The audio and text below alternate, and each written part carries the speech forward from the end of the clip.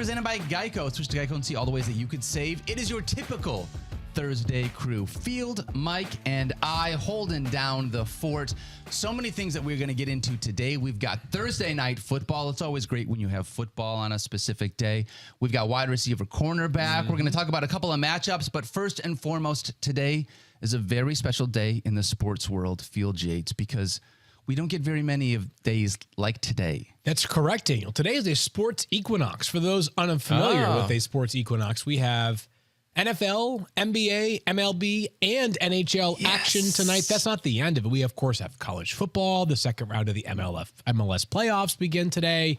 Golf is taking place, a PGA Tour event. There's all kinds of action taking place in the sports world right now. But around 8:30 tonight, if you have 4 screens, and if you are interested, you could watch concurrently an NFL, MLB, NBA, and NHL game at the same time.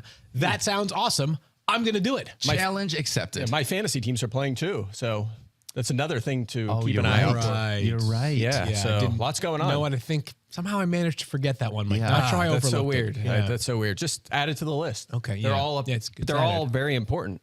I would say on equal footing. On equal footing with the actual... I would say so. Well, I mean, personally. I don't know. I don't know that I quite see it that way, but to each his own. Okay. As far as assessments fair enough. go. Different level of investment. Field, how big are the 4 TVs that you have? Are they like 4 little TVs? Or are they 4 75 inches? They're actually just 4 iPhone screens. Okay, yeah, that's as large as I would go on my own. So it's a guy with like a 100-inch TV. 98-inch TV. 98-inch TV. Oh, sorry. You could just split that in 4 and put one. Yeah, you Not know a bad what? idea, Hey, actually. there you go. You might be onto something here. All right. Let's talk about some football. As much as we love talking basketball and watching the Pistons win last night and all those things that we talked basketball. about. Let's talk Saints and Cardinals here for Thursday night football. And talking about the Saints, Alvin Kamara seems like the guy that is the obvious must start here for the Saints. And here's the positive. Last 2 games, he's looked like the Alvin Kamara of old from the pass catching perspective. 6 or more catches from that standpoint. But he's yet to get into the freaking end zone, Mike Clay. When are we going to see Alvin Kamara finally get into that painted area? I mean, it's going to happen soon when you're getting 25 touches a game, which he has had in consecutive games now. Yeah. And I thought it was kind of interesting. Arizona's been fine against running backs so far, except in the passing game, right? That's where they've struggled, 7.8 yards per target and 3 touchdown catches allowed. Both are highest in the NFL, right? So that's an area where we know Kamara can produce, right? Yeah. He's going to handle a 20-25% target share, especially with Michael Thomas out and Jarvis Landry out and Adam Troutman out. So, and we'll talk more about that in a minute. But I mean, it's Alvin Kamara. You start him. Yep. You have him, you start him. He's a Easy top 10 call. play, and you have him in your lineup. All right, so let's talk about those wide receivers, because yesterday, Field, we talked about, 2 days ago, talked about Chris Olave from the perspective of he might be the guy here this week in this offense because of the injuries that Mike just talked about to Jarvis Landry and Michael Thomas. What are your expectations for Chris Olave this week? I've got him as wide receiver 21 on my board, so a borderline lineup lock. I wish it were Jameis Winston starting tonight because of his propensity to throw the football down the field, which aligns well with Chris Olave's 41-yard air yard lead over the rest of the NFL, despite having already missed a game. That was, of course, last week because of a concussion.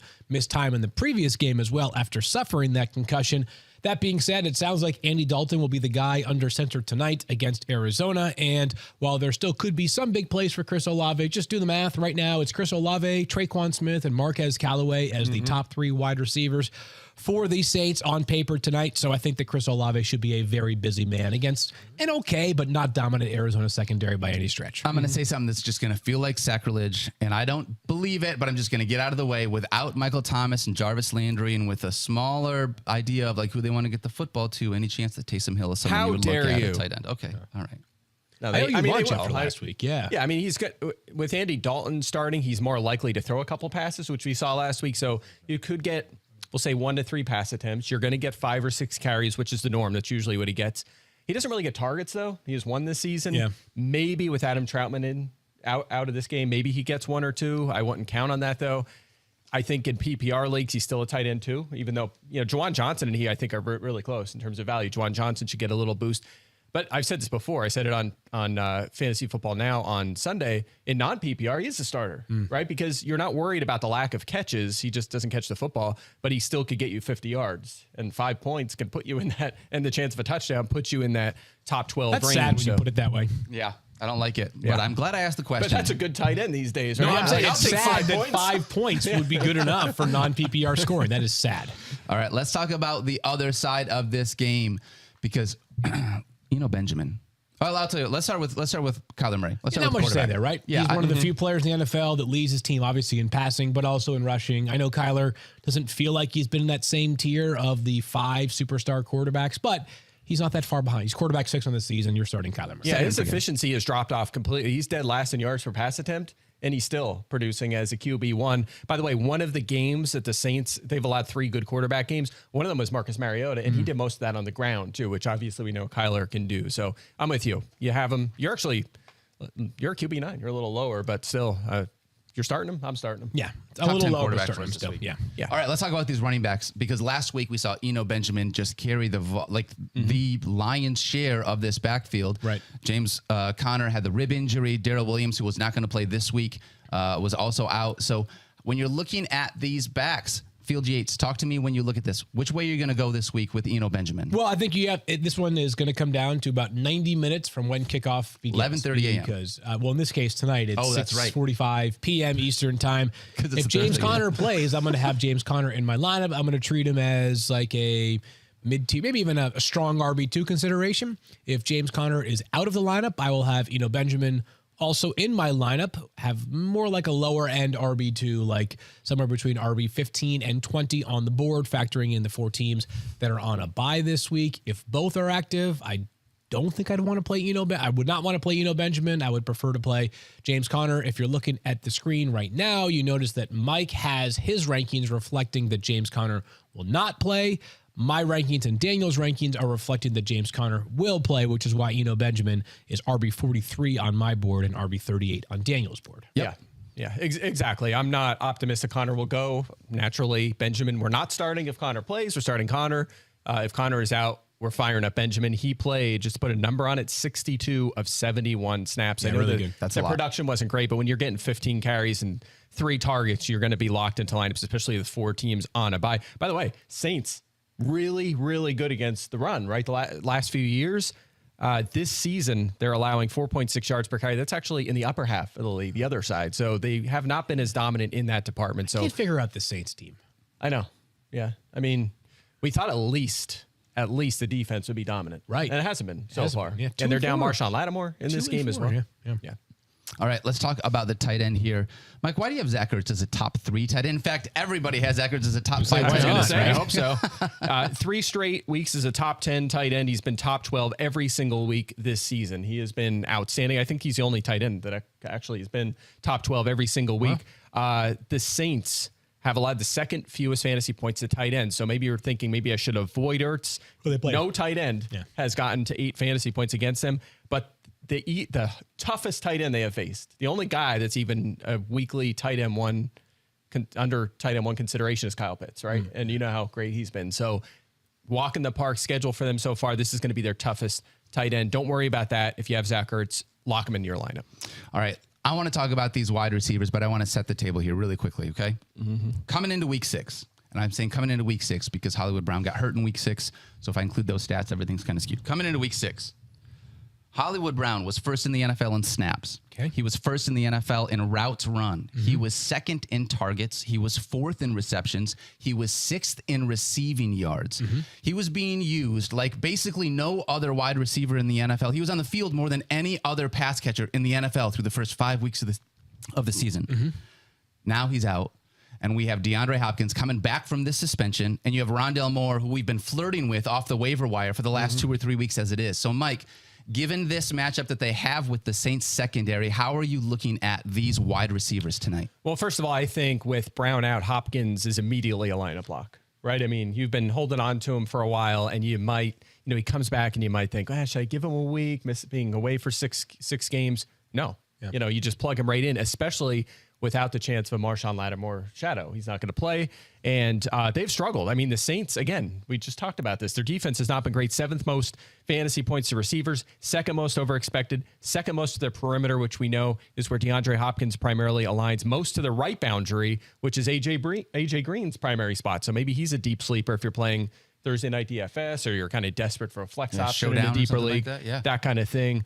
They've been decent against the slot. So Rondale Moore, I'm a little bit lower than you guys, but Paulson Adebo, the young corner, has allowed the most fantasy points among defenders this season. Seems not good. Yeah, seems not good. And he's essentially their number one in this game. So you'll have Bradley Roby on the other side, and Chris Harris. What a good story. He's going to be in the slot for them back in the NFL now. So they've struggled. I think Hopkins line up block, like you said. Rondale Moore, he's a tough one, right? I mean, we should talk about him a little bit because he could see he's averaging right around 8 targets a game. Right. And he might get 8, 10, 11, and he might have 44 yards and no touchdowns, because everything is short range. He's not used near the goal line. That's my problem with him. Like, I have him on teams, but I don't feel great starting him because the ceiling's not there yet. Yeah. You know what I mean? That's the problem. Like, he's one of them guys that has a high floor, but has a low ceiling, just the way he's utilized. I don't know what you guys think, but I'm a little lower for that reason. Yeah, I think probably with the 4 teams of the bye, I'm a little bit more optimistic than you are. And I'm okay with the floor play on occasion, right? It's been such a volatile year in so many different ways this year in fantasy that I'm okay with what Rondale Moore provides from a floor perspective. I've got my eyes, though, on D-Hop. One thing, and Mike, I know you've eliminated this in the past, is that last year, DeAndre Hopkins dropped down to 6.4 targets per game. The year prior to that, it was 10. Those are his 2 years in Arizona. The year prior to that, when he was in Houston, it was above 10. It was routinely at, near, or slightly above 10 during his apex with the Texans.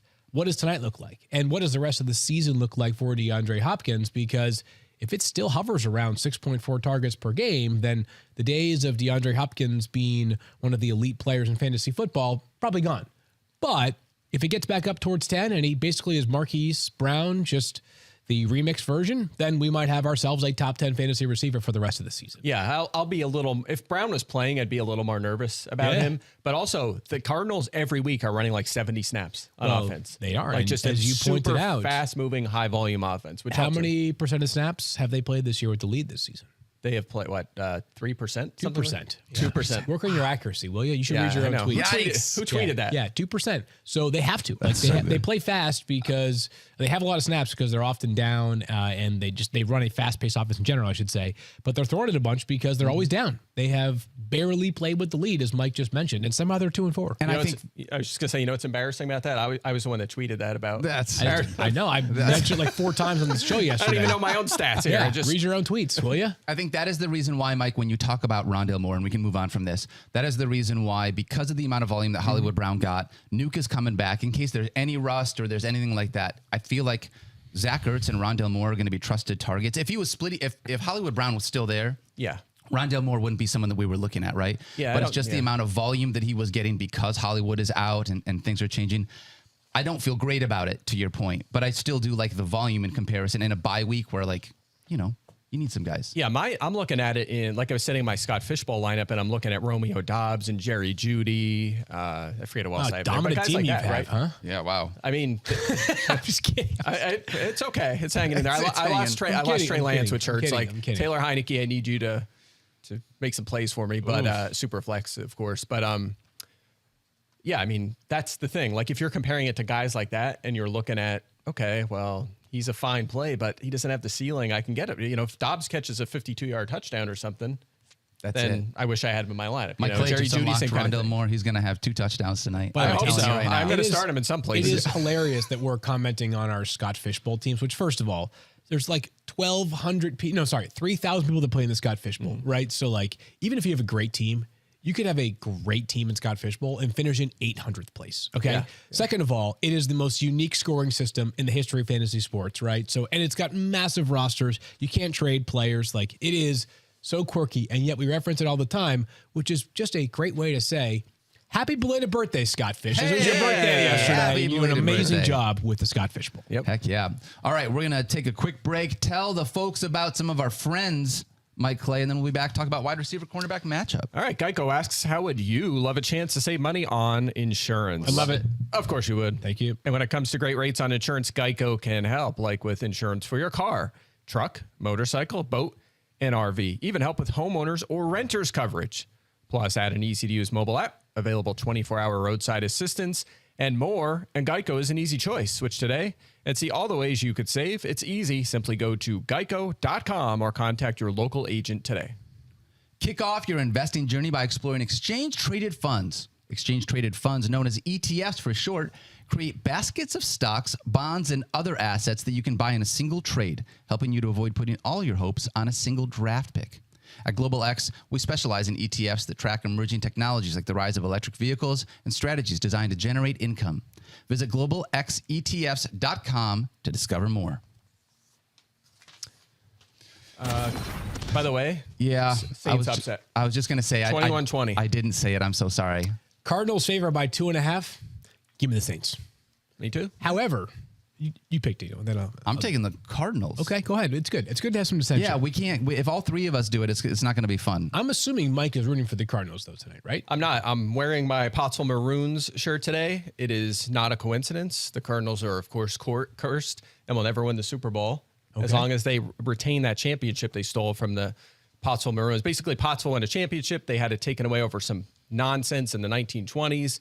And years later, when Arizona was under new ownership, they claimed that title because it was basically left empty in the record books. And that's some nonsense. Like a finders keepers kind of a thing? Basically, they ended up with the best winning percentage because it's a long story, but essentially they took a title that they did not earn. And ever since then, they've I always remember that story because it was the week after Matthew's bar mitzvah. So I always think about it that way. Are you allowed? He's not even here anymore. And you're still he can't defend himself. I'm sure he can. I'm sure he downloads and listens to the show. I'm sure. Yeah. More importantly, though, the Eagles own the Saints' first-round pick in 2023. So you probably do want the Cardinals to win tonight. Oh, man, this is a tough one. I mean, it's fine. Like, your integrity is still... Look, the Cardinals could win every single game and get to the Super Bowl, and they're going to lose. It's just how it the goes. curse of Them's the the Pottsville rules. Maroons. That's the rules. Yeah. Mike, really quickly, and then we'll move on. How deep of a league do you need to be in to throw a dart at Robbie Anderson and starting him tonight on his new team in the Arizona Cardinals? I mean, I'm starting him in my 32-teamer. Okay, okay. No, so don't do it. I wouldn't. I think they already said he's going to be limited. Right? So yeah. he'll run some Small routes. package Maybe plays, it's 15 plays or something. Sure, maybe he catches a touchdown, which it's would be possible. hilarious. Yeah.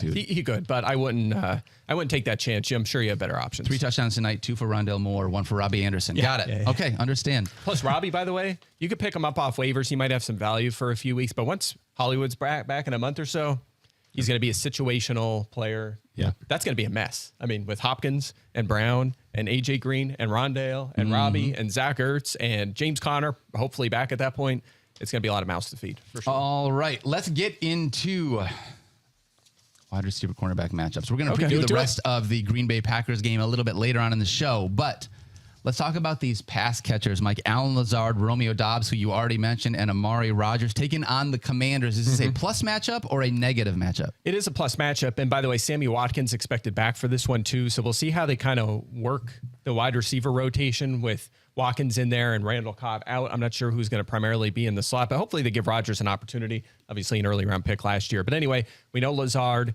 and Dobbs have been the perimeter wide receivers here, and Washington has struggled on that side of the football. William Jackson has already been benched this season, and he's dealing with a back injury.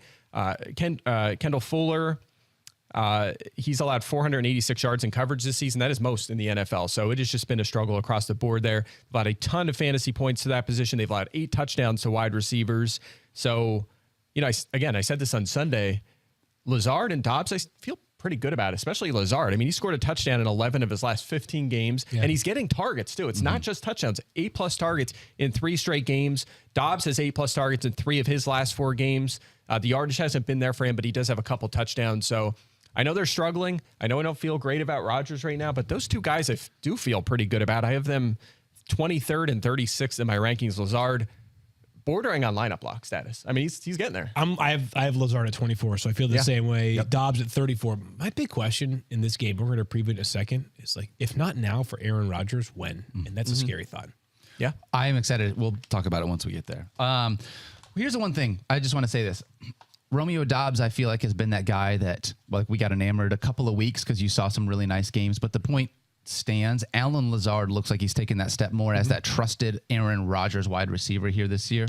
I'm really excited, though, to see if Romeo Dobbs can capture some of that as the season progresses from that standpoint. I'm curious to see if I can ever type his name without typing D-O-B-B-S. I cannot type the U. Mentally in my brain, it does not work. I can't press the U. All right. Not a ton of fantasy viable downgrades this week, which I guess is a positive thing because we like this. Yeah, we do. However, This one is brought to you by Geico. Switch to Geico and see all the ways that you could save. Where you have Cortland Sutton, Jerry Jeudy, and KJ Hamler taking on the Jets secondary, led by potential Rookie of the Year candidate Sauce Gardner. Is this a plus matchup or a minus matchup, Mike? It is a minus matchup. The Jets have been picking it up defensively. DJ Reed was one of the most underrated acquisitions of the offseason. He was really good in Seattle, kind of quietly on the perimeter. He's been good again with the Jets. And, of course, the rookie Gardner has been good on the other side of the field. Jets 9th fewest fantasy points to the perimeter, but they're improving. The last 4 weeks, they've allowed the 3rd fewest. So they're headed the right direction here. The perimeter receivers for the Broncos are Cortland Sutton and KJ Hamler. Jerry Jeudy's usually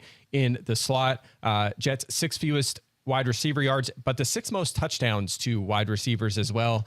Touchdowns could be a little fluky, as we know, but overall they have played pretty well. So this is a tough matchup. Jeudy kind of struggling lately. The yardage hasn't been there. Makes him more of a borderline start. When you say lately, do you mean like for the first 2.5 years of his career? Yeah, right. I mean, he has a couple touchdowns this year, but obviously with that offense not being where we wanted it, he's the one that suffered, because Cortland Sutton, aside of last week's been pretty good, right? Yeah, he has been really good. Yeah. Yeah. It's just Jeudy has not. I'm waiting for the hype train to leave the station and actually arrive somewhere with Jerry Jeudy. I know. I agree. And I'll give you props there. You had Sutton ahead. You were like, what? Sutton one spot ahead of Jeudy. I had Jeudy one spot ahead. I went way far out on the limb there. I'm just saying, if you had to pick between the two, you were going Sutton. I was going Jeudy in the offseason. So that was a good call by you. Just giving you.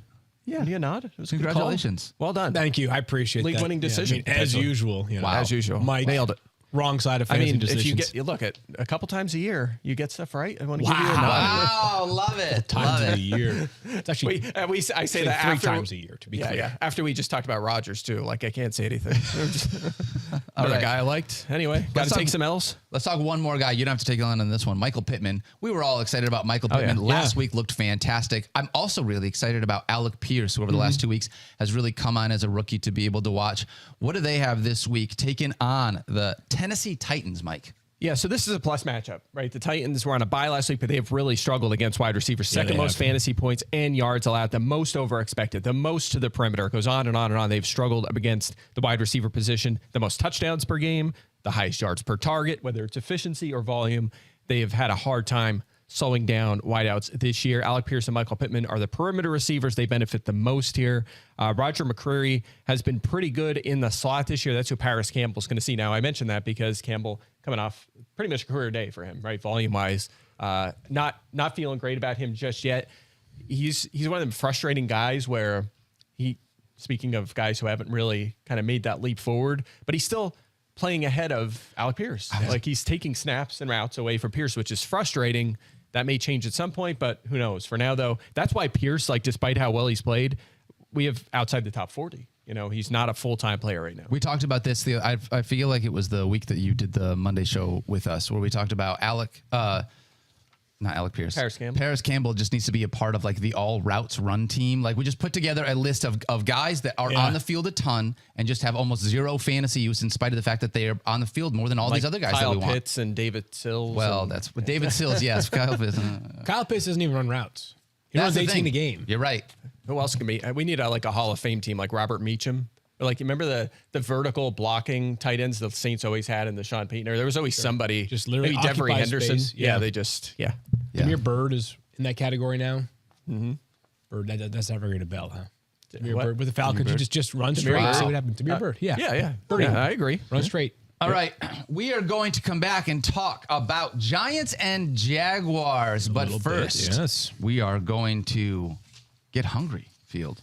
Yeah, we are. Makes Little Caesars the official pizza sponsor of the NFL part of your game day. Order online during their Pizza pregame 1 hour before NFL games and get ready for some football and fun. Choose your favorite Little Caesars pizza and pick the toppings you crave. Either way, you win. And speaking of winning, everyone scores with convenient delivery or their in-store pizza portal pickup. So grab some friends and enjoy a few slices during the tastiest hour before kickoff. Pizza.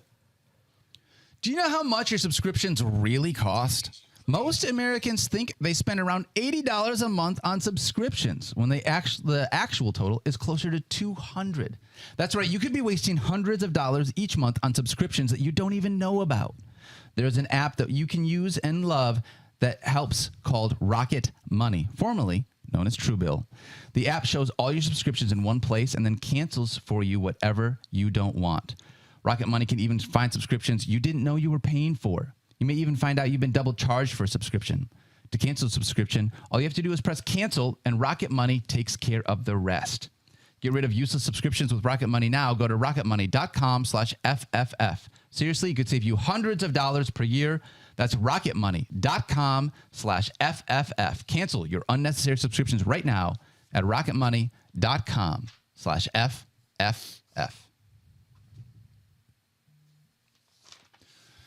All right, gents. 3 chairs. Yep. Game preview coming here in a second. We're going to do game preview here in a second. Yes. First and foremost, Mike's wearing, like he said, the Pottsville Maroons shirt. I'm wearing a Future Teens shirt. It's a band that I really love. Just had a record come out a couple of days ago. It looks like a sports So shirt. go though. check it. Yeah, Looks well, like it's we're got a both bike helmet supporting on sports it. teams. Yeah, we're both by the wearing. way. Field, what kind of sports shirt are you wearing? I'm wearing a shirt that's blue. It's also blue on the left side and And the on right the side, right and side. right in the middle as well. Okay. I don't know what color shirt our friend Adam Schefter is wearing. Oh, we have Adam I'm not Schefter. even entirely sure whether he's wearing a shirt or not. I think he is. Hey, I'm now. assuming he is. We'll have there he is. Shefty Oh, confirmed. dang it, he is. Wearing Rats. looks like a nice, I would say, charcoal colored sweater. Shefty, good morning. How are you, my friend?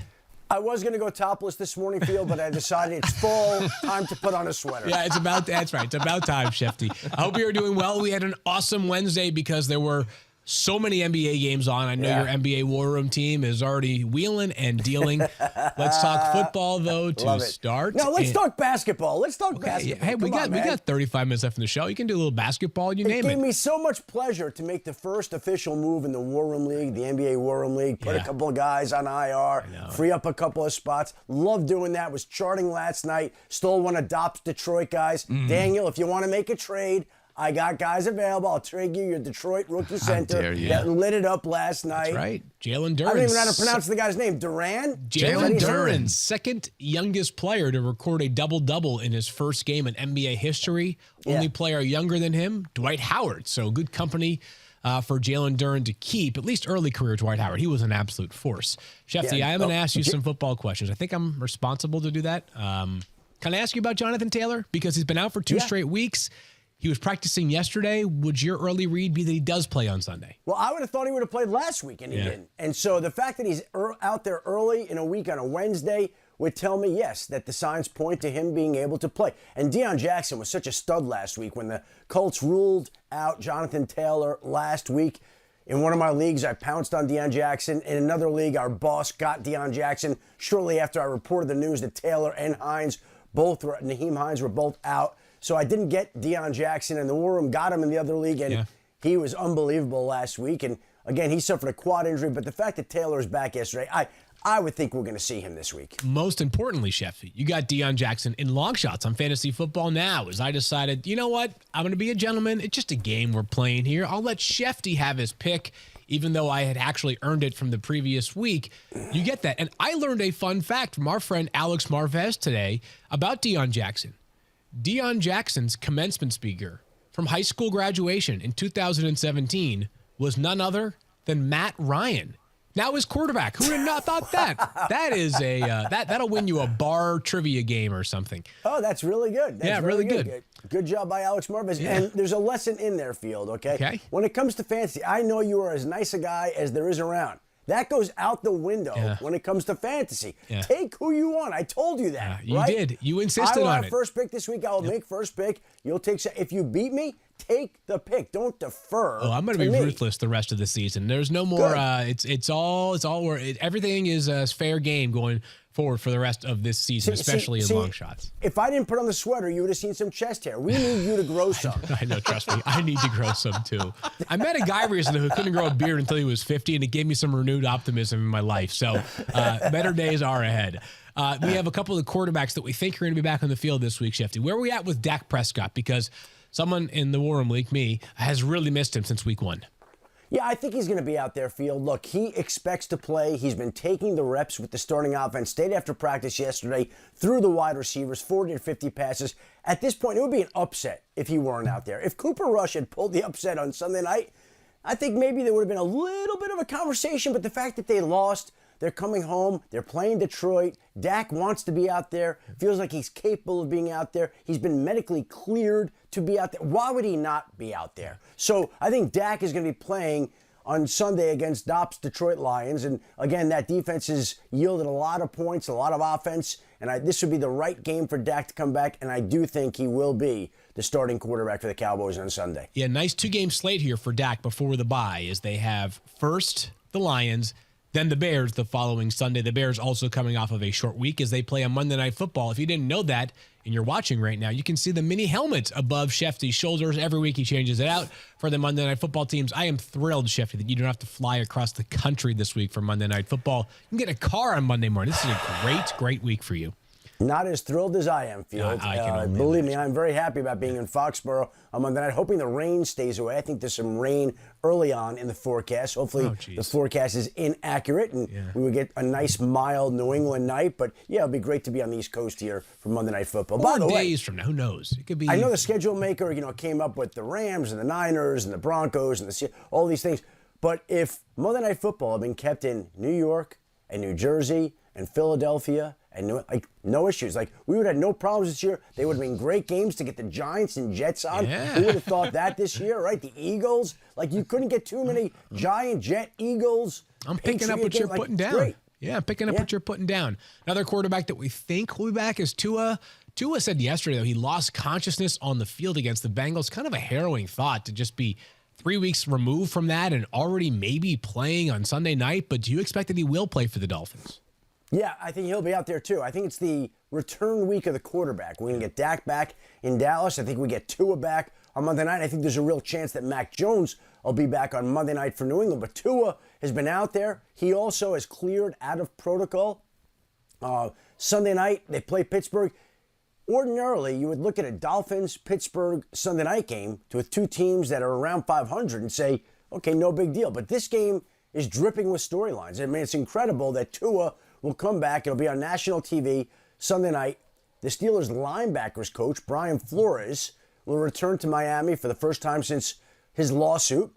And on that same night, the Dolphins will be honoring the 50th anniversary of their unbeaten 1972 team, the no-name defense. So that'll all happen on Sunday night, and it just makes for that much more compelling theater. But Tua's the headliner there, and he's been going through practice, and he's looked good, and he's looked like himself. So, yes, I expect Tua to be out there starting Sunday night as well. There's a question mark on the other side of the field, though, in that game, as Kenny Pickett left last week's game against the Buccaneers, an upset win for the Steelers due to a concussion. Do we have any sense about whether he'll be available on Sunday night?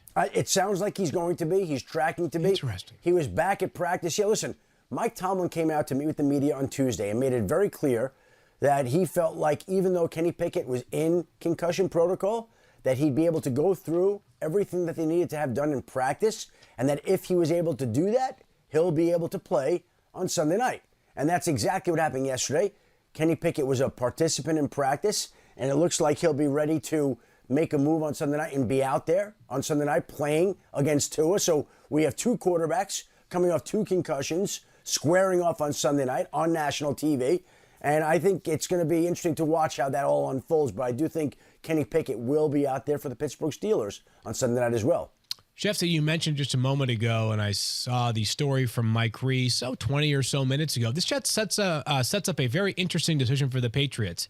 If Mac Jones is medically cleared and ready to go on Monday night, do you think there's is there a debate here for the Patriots, or do you think this is as simple as when Mac's good to go, he in turn becomes the starter once again? Well, let me flip that back on you. You said initially, Field, this sets up an interesting decision for the Patriots. I think it does. I do, yes. Okay. So why do you think it sets up an interesting decision? Because I think that if you are the Patriots and having found your winning ways over the past couple of weeks, albeit against defenses that aren't exactly the 85 Bears with the Browns and the Lions, you haven't played really effective football and you kind of found that identity. And it's not like Bailey Zappi's thrown for 85 yards and, one pick over these past two games. He threw for 300 plus yards last week. Right. He helped them go to overtime at Lambeau Field. It's been an amazing story. Before Mac Jones got hurt, turnovers were a problem. Turnovers have not been a problem. I want to be very clear. Mac Jones is no question the long-term starter for the Patriots. I just don't know if he's maybe not close. Maybe he's close to 100%, but not quite there. Is this one where the Patriots can buy themselves one more week? Well, they could if they want. Mac Jones believes he's healthy enough to be able to play on Monday night. And, yeah, they could do that and put him to the side for another week, let the ankle get that much better. Because even if he's been cleared and even if he thinks he's better, the fact of the matter is there's no way he's 100% right now. I'm just telling you that was too severe of an ankle sprain for him to be out there. And he missed, what, 2 or 3 games? Yeah, this has been 3 so far. Well, 3 games. And so it's a situation where, to me, he wants to be out there.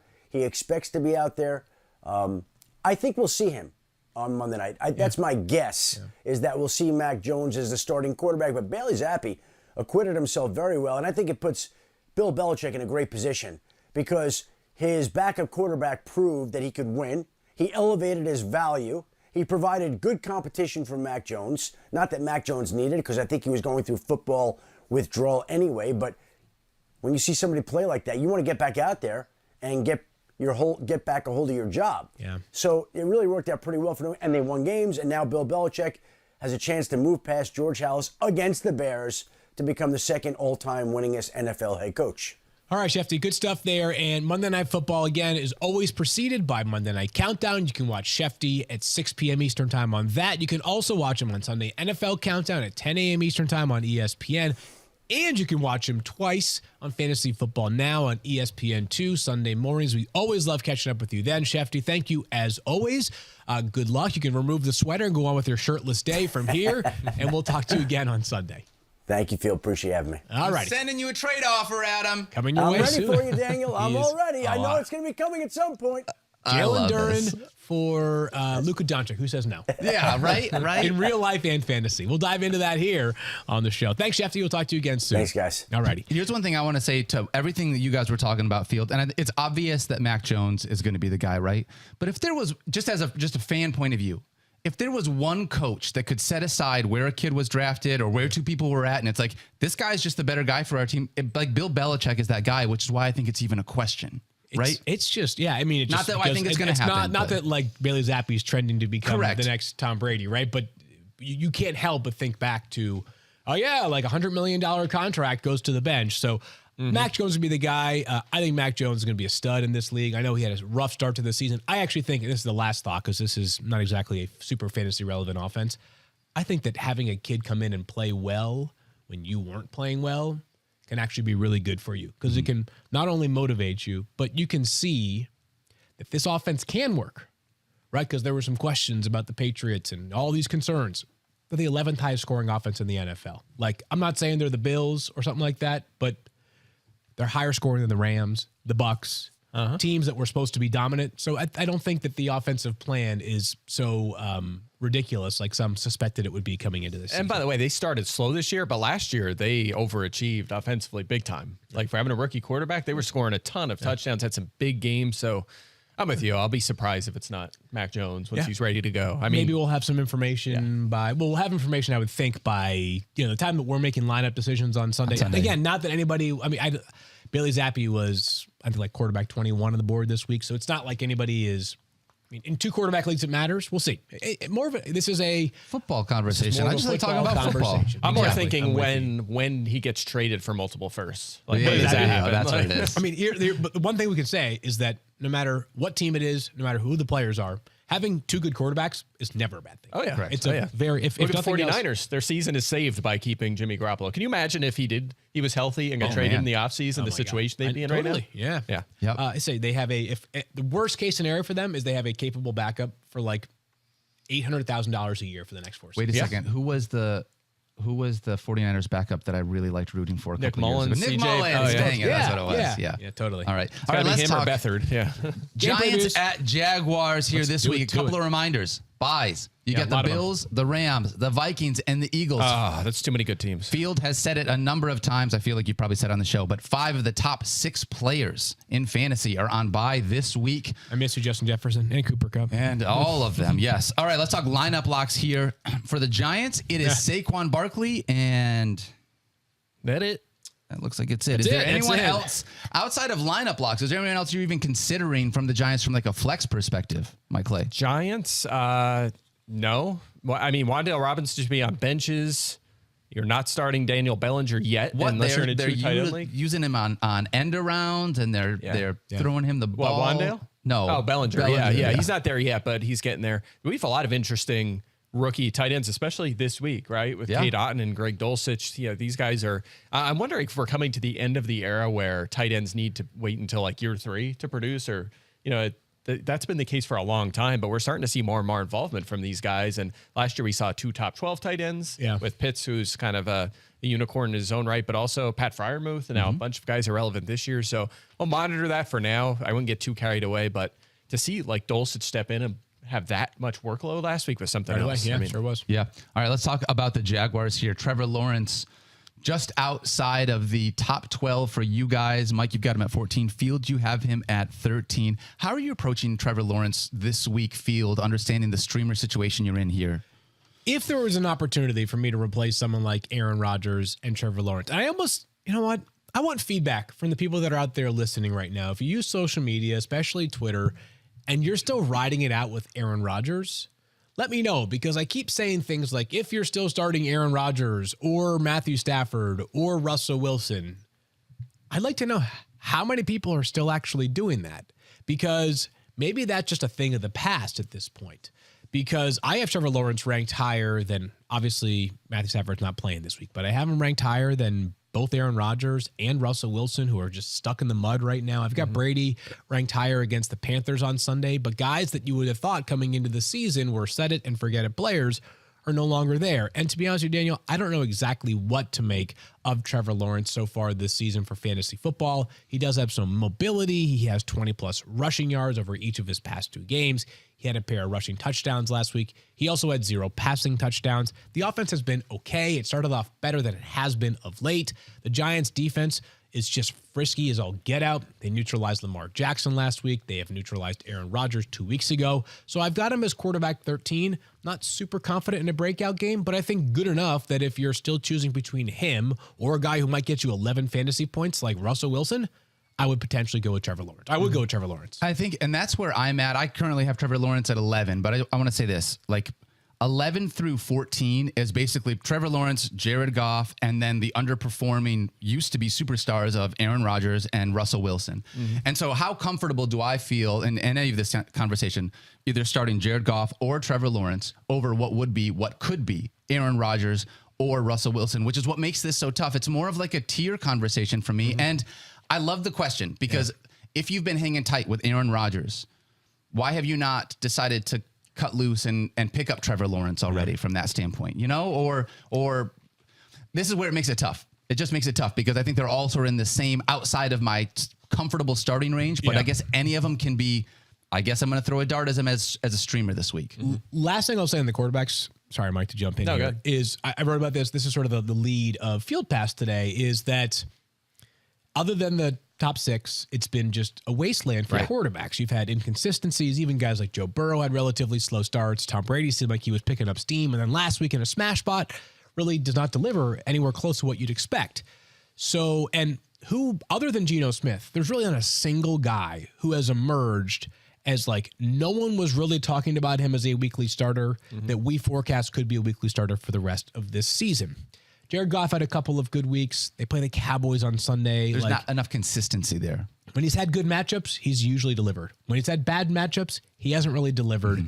He is a hit or miss type player. He is the definition of a streamer right now within fantasy. So rather than me telling you like, hey, drop Tom Brady, drop Aaron Rodgers, drop Russell Wilson, and pick up these guys instead, there's only one Geno Smith to go around. While we can present to you a streaming option or 2 each week, you're not competing with yourself. You're competing with 3 or 4 other managers in your league who are also going through the quarterback strife.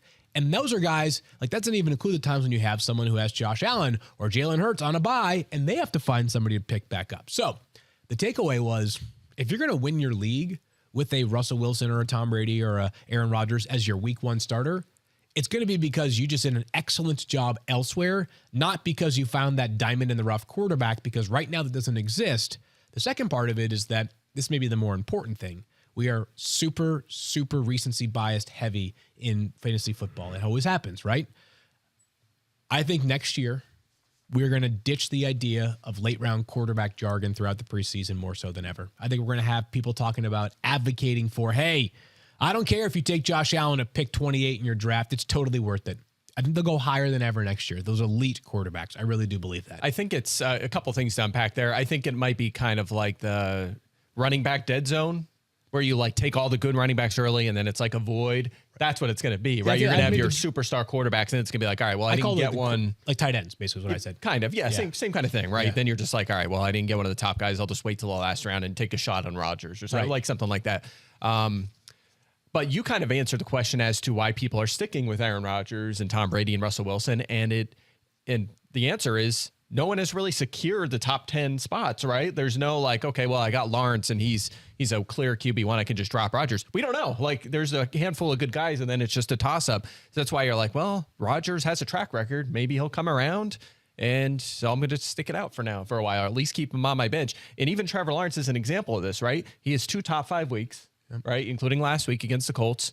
Otherwise, he's been outside the top 20 every other week, right? He's been boom bust as well. So that's the problem right now. It's just you have your top 5 or so quarterbacks, and then it's wide open all the way through maybe 20. Tyler Heineke might be a streamer now, right? It's just Heineke's my sort of my frisky, like, could he get you some potential 15 to 18 point days? Yeah, you know what? In Superflex, I was looking at him and thinking, like, how much should I spend on him this week, right? And especially in like a fishbowl where I need 2 quarterbacks, or going deep where I need 2 quarterbacks. And I was thinking, well, he wasn't that great last year, but also he has, once healthy, Logan Thomas. He has 3 good receivers. He has now a 3-headed backfield, including J.D. McKissick. Could be potential there for production. We saw that from Carson Wentz to open the season. Maybe it's enough with the fact that he runs too. And that's he's a risk taker. Like he might make a couple dumb throws that result in interceptions. They also might result in like 45-yard touchdowns. Yeah. So, you know, he at least could be a streamer. So again, that's the reason why, though. There's just nobody has really emerged into a solid every week starter besides those top few guys. We got off track, but I think it's important because it's a theme, and we do have time. And I think it's important because it's just a theme of fantasy this year. Yeah, is that we always focus most of our attention on quarterbacks. We're not talking about the fact that the Broncos' offensive line's been bad and the running backs have been a mess and the receivers have been just okay. It's all about Russell Wilson, and deservedly so, right? Same thing with Aaron Rodgers, bad offensive line play relative to the standards, yada, yada, yada. That's what happens in the NFL. To the victors go the spoils. In the case of quarterbacks, when they lose, we talk about them exclusively. So I know that I keep saying, like, yeah, drop bench, but like, I understand if you're out there and you're like, but dude, like my other option is Justin Fields. And I wouldn't want to go down that path either. So yeah, and he's been top 12 the last 2 weeks. The first 4 weeks, he was like outside the top 20. So I think that's part of the frustration, and I know we're going to move on, but like that's part of the frustration, at least with Aaron Rodgers, is if I had a Jared Goff or a Trevor Lawrence, I've at least had some weeks where they've been top 5 at the position. With Aaron Rodgers, he's just been basically unusable at the quarterback position across the board. So it's like you're trying to capture lightning in a bottle when I put someone above Aaron Rodgers, but he hasn't done a whole lot this year from that perspective. Go through the options that are available. It's like Ryan Tannehill. Nope. Davis Mills hasn't been that good this year, right? Daniel Jones. I mean, are you really that excited about Daniel Jones? Yeah. All these things. Like if you're looking for someone that might get you 12 points, there are plenty of options. If you're looking for someone that might get you 20 points, there aren't many. Yep. All right, let's talk about these running backs real quickly. And Travis Etienne has just become way more efficient than James Robinson, although they continue to basically split touches here in this backfield. Mike, how are you approaching these 2 running backs? So I'm approaching it with Etienne as the lead back now, and I think that's been the case at least since last week. We talked about that throughout last week. He's the main guy now, but it is close. I mean, James Robinson actually had 1 more opportunity than Etienne last week, but Etienne has outsnapped him in 3 consecutive games. Etienne has been efficient, to your point. He has consecutive 100-yard games, so you can definitely start thinking about him as a must-start flex each week, maybe an RB2, depending on your situation. This is a good matchup. The Giants are allowing 5.5 yards per carry to running backs. That is atrocious. It's 3rd highest in the NFL. They're also allowing the highest yards per catch to running backs. So this is a good matchup. Yeah, he does that well. So Etienne, again, a good flex, maybe a borderline RB2. James Robinson, it's been a struggle with the reduced role. He has not scored or cleared 55 yards since week 3, and perhaps more concerning, 3 targets in his last 3 games. He's 29th for me. So again, more of a mid-range flex, and you're kind of hoping for a touchdown. Yep. All right. Field. Anything you want to add, or can we talk pass catchers? No, I was talking about, let's dive into the pass catchers. Christian Kirk has been frustrating. What happened? He has been. Early season Christian Kirk was awesome. And then the last 2 weeks, he's just been he has not been utilized in this offense. Saved by touchdowns. Imagine how bad the rhetoric would be right now if he hadn't scored touchdowns over the past couple of weeks, right? and it's a tougher matchup than you might realize. The Giants are allowing the fewest wide receiver fantasy points per game this season. Yeah, can I say two things really quick, and then you can get back take to it all away. First of all, he drew Desmond King and Kenny Moore the last 2 weeks, so there could be something there, right? Okay. Kenny Moore's off to a great start, but we're talking two of the best slot corners in the NFL. Could be something there. And the other thing is the Giants have had the easiest schedule against wide receivers by far this Really? year. Okay. The easiest Good to one. know. Yeah. So I struggled with this in receiver corner the last few weeks. Like, are they for real or not? Because the personnel isn't great. They're missing one of their starting corners. Adoree Jackson's awesome, but the personnel is not something you look at and you say intimidating secondary, right? So I'm wondering if that kind of comes back to earth a little bit in the upcoming weeks. The schedule has been very light. And But even when they played good teams, like the Giants played the Cowboys, it was Cooper Rush, right? So CeeDee Lamb with Dak Prescott's a different player than CeeDee Lamb with against Cooper quarterbacks Rush. too. Their schedule has been super light. I'm wondering if that'll. But anyway, continue. So my Christian Kirk optimism is like it still exists, right? And I'm just hopeful that like what worked better for them offensively was having Christian Kirk as the focal point of their offense. It's like some self-scouting here. He was really good in weeks 1 through 3. He was wide receiver 6. Over the past 2 weeks, he has 8 total targets. He had 36 on the first 4 games. I don't have a real reason other than maybe what Mike mentioned in terms of the matchups that he faced over the past couple weeks in the slot.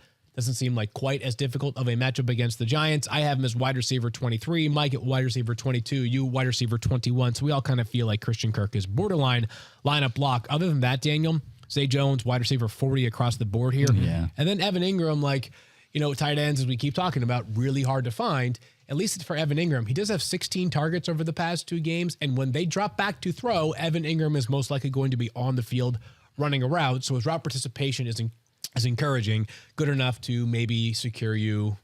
Mike said 5 non-PPR points earlier for Taysom Hill was good. Like I'd take 9 PPR for Evan Ingram. Yeah, and a revenge game, of course. Oh, that's revenge right. game for Evan Ingram here. Can't overlook that fact. Yeah, that's always important. By the way, Giants' third most receptions to tight ends. They face Mark Andrews and Rob Tonyan. That's the only guys close to tight end 1 status that they have faced this year, but that's been a struggle. So maybe the Ingram does catch 6 balls in this game. Take that. He certainly could. Take 8. All right. We are talking Packers and Commanders, and Hot Ticket is brought to you by Vivid Seats, where you earn rewards with every purchase. Vivid Seats rewards is your ticket to make 2 more tickets. Vivid Seats, life happens live. And this week's Hot Ticket is Packers at Commanders. Lineup locks include Aaron Jones for the Green Bay Packers, and that is it as of right now for this team. Yeah. Let's talk about Aaron Rodgers. I mean, we just talked about it in comparison with everybody else. How are you approaching Aaron Rodgers this week, Field? I have him all the way down to quarterback 17, and maybe this is me trying to punish him or something because I am 4 spots lower than you, Daniel, and 6 spots lower than you, Mike. I think you have more internal fortitude than I have because he has actually not finished as quarterback 13. I don't think at all so far this year, and yet I still have him ranked. It's just the name Aaron Rodgers has me scared a little bit. Like when I don't rank him up there, that's the week that he's going to go There's off. no 2 ways about it. It's perhaps the best matchup he'll have all season, and maybe that's the reason why you guys are as optimistic. I am just going with my gut here. Maybe that's going to end up fooling me. Yet to clear 17 fantasy points in a game this season. If you have Aaron Rodgers, as I have been saying, I would be encouraging you to at least look for other options, understanding they may be limited. All right, let me just mention this. He's been in the 16 to 17 fantasy point range 4 of his last 5 games. So he hasn't gotten over the top with that big game, but he's just kind of hanging right there, right? And again, he's playing Washington, 8th most fantasy points to quarterbacks, and 12 touchdowns. That is 4th most. So I'm with you. I do like the matchup here, especially with the secondary issues we talked about earlier with Washington. But again, if it doesn't happen here, it's kind of like Tom Brady last week, right? Now he's had a big game or 2, but you're like, man, he didn't do it against that Pittsburgh secondary. What are we doing here, right? But yeah, here's what I'm going to say. He's got if it doesn't happen here this week for Aaron Rodgers, we're going to say the same I'm probably going to rank him again as like quarterback 15 next week, right? Like, I know. Every week that's then the doesn't happen Bills, so here. I probably will rank him a little bit lower. Yeah, it's true. Yeah, 25th next week. Yeah. Let's talk about A.J. Dillon. Because outside of Aaron Jones, I expected A.J. Dillon to be a little bit more utilized in this offense, even from a pass-catching perspective, based on the way that Aaron Rodgers talked about him in the offseason. Haven't quite seen it from him from that perspective, Mike, but still someone you're using as a flex play here? Yeah, so 20 points in week 1. Yep. With the 2 touchdown game, he hasn't gotten to 10 since. Well, that's right? It's been a problem.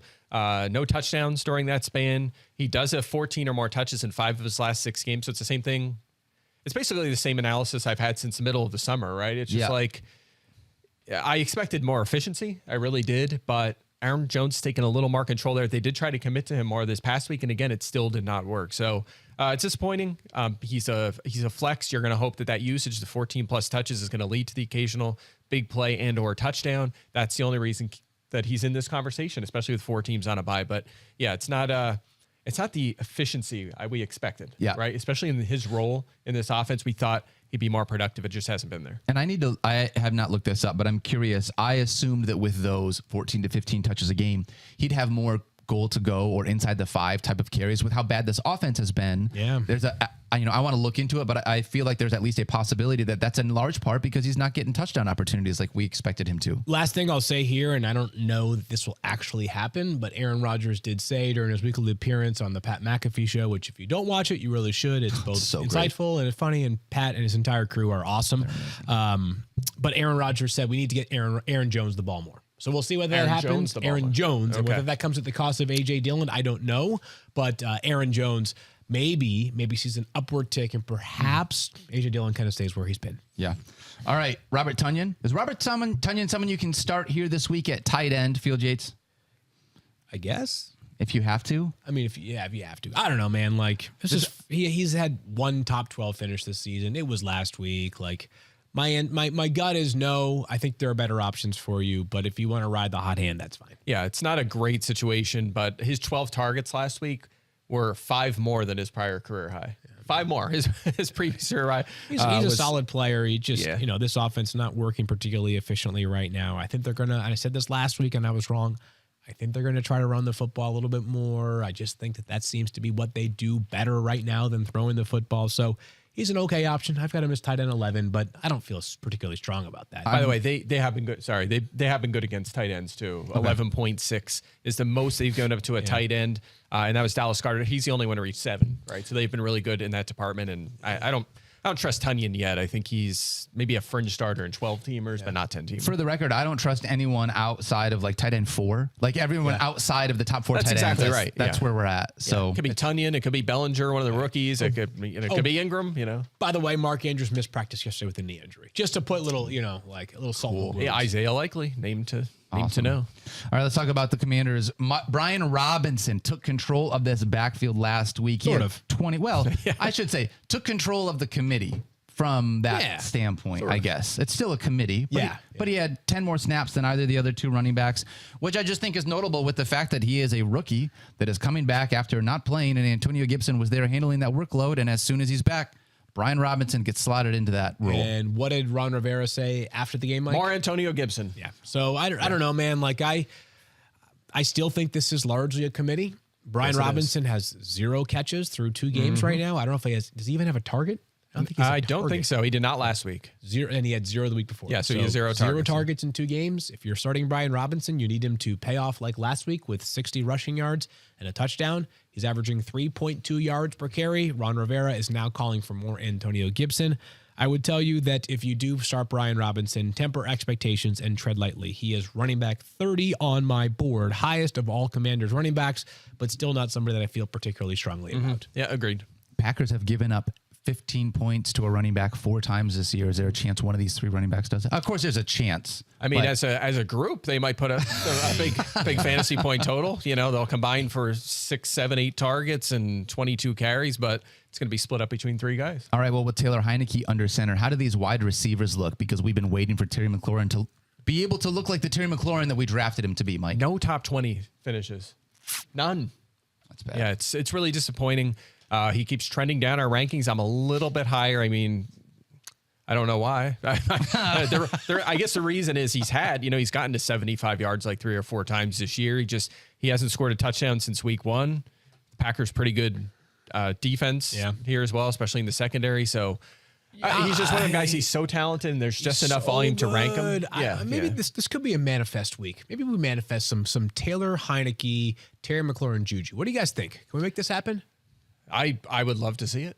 I'm here for it. I mean, he played with Heineke all last year, and he didn't get over the top, and that's why we were kind of excited about Wentz to be there. Maybe he could get him over the top. So I can't say I'm feeling optimistic about a huge leap. You track this stuff, Mike. I think. Put you on the spot here. Uh-oh. Is overall scoring down in the NFL? Yes. Dramatically.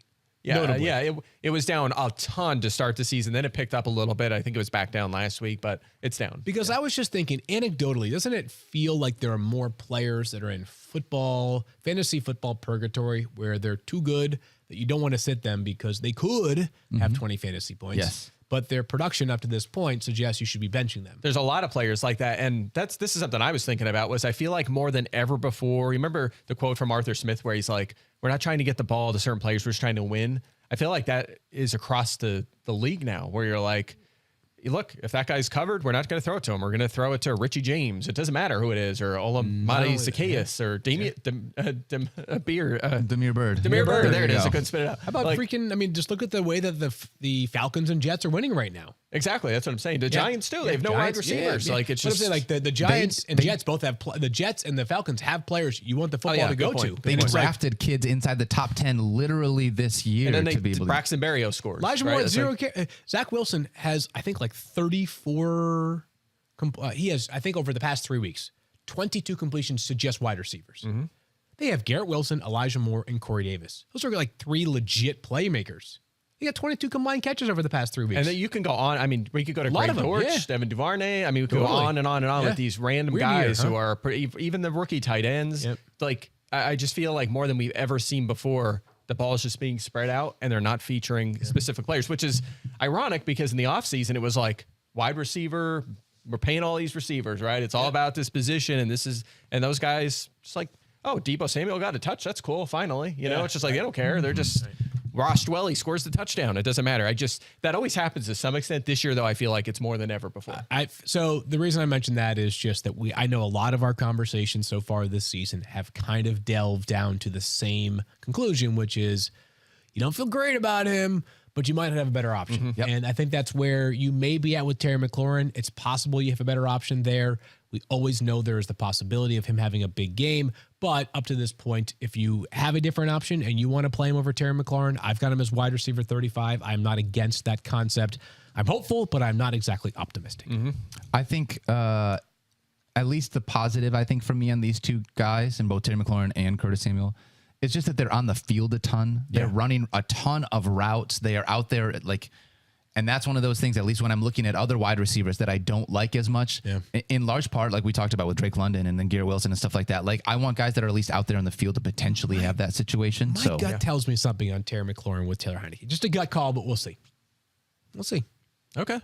I've got a wide receiver 35. But we do need to go, though, because I just got the alert field passes out. I got to read sweet. that. Go read it right now. Gotta go check it out. Yeah. All right, that's going to be it for today. Tomorrow, it is going to be me, Mike, and Stefania. Field, where are you going to be tomorrow? I will be down. If anybody here watches the NFL matchup show, it airs throughout the weekend. I will be down there hosting with Darius Butler and the great Craig Cosell. Both of them are awesome. Sal Pal on a much-deserved break. I will be down there holding down the fort. And if the show stinks, it's my fault. If it's great, those guys are carrying the load as they always do. We are going to miss you, buddy. I will do the best I can to hold down the fort here. We love you guys. Have a ton of fun here with Thursday Night Football. Yep. We'll see you tomorrow.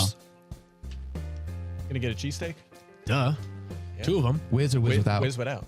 Whiz without. Whiz without. Yeah. Boom. Yeah. That's what it's like. You got to get them while you're down there because you can't get them really anywhere else. Oh, yeah. Like just like that. That's the way to do it. A funny story. I went down to